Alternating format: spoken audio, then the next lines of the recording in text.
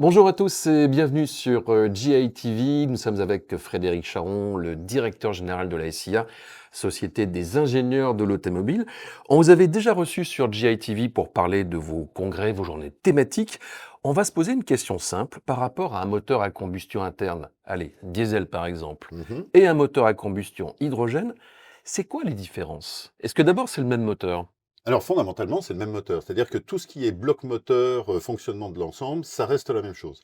Ce qui change fondamentalement, c'est toute la partie culasse, puisqu'on a une admission qui est de l'hydrogène et puis on a ce comportement de l'hydrogène qui est extrêmement spécifique. Par exemple, Plus inflammable, donc détonation qui se fait plus vite. voilà, et donc il faut contrôler ça et on a des phénomènes, extrêmement, surprenants qui peuvent se passer. Par exemple, dans une, chambre de combustion, on doit beaucoup mieux piloter les mouvements des gaz à l'intérieur de la chambre de combustion. Les, spécialistes vous direz le swirl, Ouais. le tumble, tout ça, c'est les gros sujets sur lesquels on travaille actuellement. Et puis des microphénomènes qui posent des sujets. Si on monte en température de manière très élevée, on a des problèmes de chauffe au niveau des cylindres. Donc on est amené, par exemple, sur les culasses, non plus à faire des culasses en fonte, mais des culasses en aluminium parce qu'on dissipe mieux la température. La forme de la culasse change également, puisqu'on a un injecteur central d'hydrogène et on fait une culasse qui est une forme de dôme avec un piston bombé qui est absolument pas la forme d'un piston ou d'une culasse Si je vous suis bien, de diesel. on fait des œuvres d'art quelque part. Totalement. Et on découvre en marchant, puisque à chaque fois, on a véritablement des simulations et on a également des caméras endoscopiques qui vont voir ce qui se passe dans les chambres de combustion pour comprendre ce qui se passe, parce qu'on est en terra incognita complète avec l'hydrogène. Puis des phénomènes assez amusants. L'hydrogène, ça s'enflamme très facilement. Donc quand vous avez des micro-gouttes d'huile qui se décollent de la paroi, ça fait un point chaud et ça enflamme l'ensemble. Donc on est arrivé à faire des formulations d'huile qui sont spécifiques pour les moteurs à hydrogène.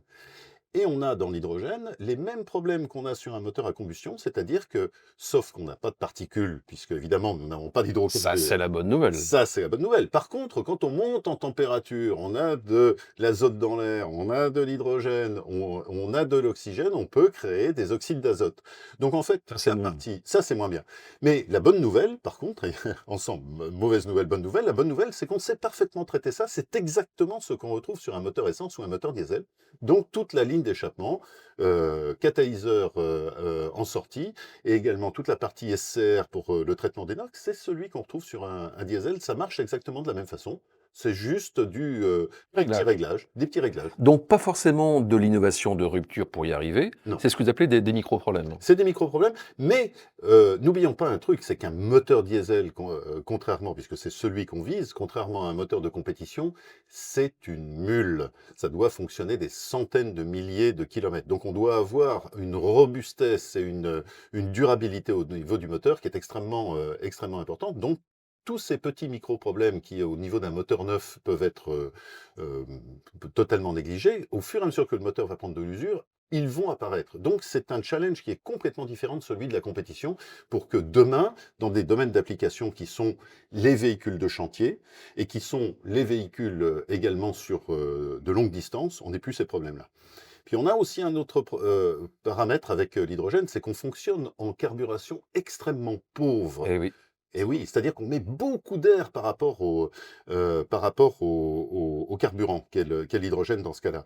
Ce qui veut dire que quand on démarre le moteur, on a besoin de pousser de l'air dans le moteur.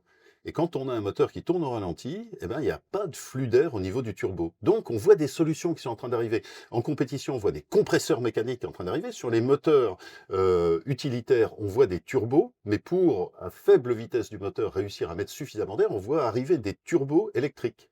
Et puis on a à l'autre niveau, quand on veut vraiment monter très fortement en performance, un moteur à hydrogène, c'est déjà un rendement qui est supérieur à celui d'un diesel.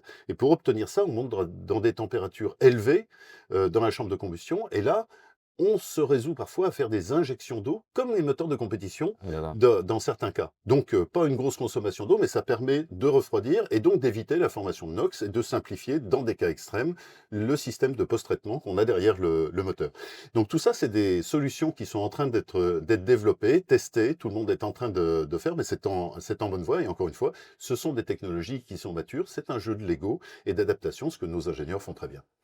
Le moteur à hydrogène, comment ça marche? C'était avec Frédéric Charon, directeur général de la SIA. Merci à vous et à Merci Laurent. bientôt sur GITV.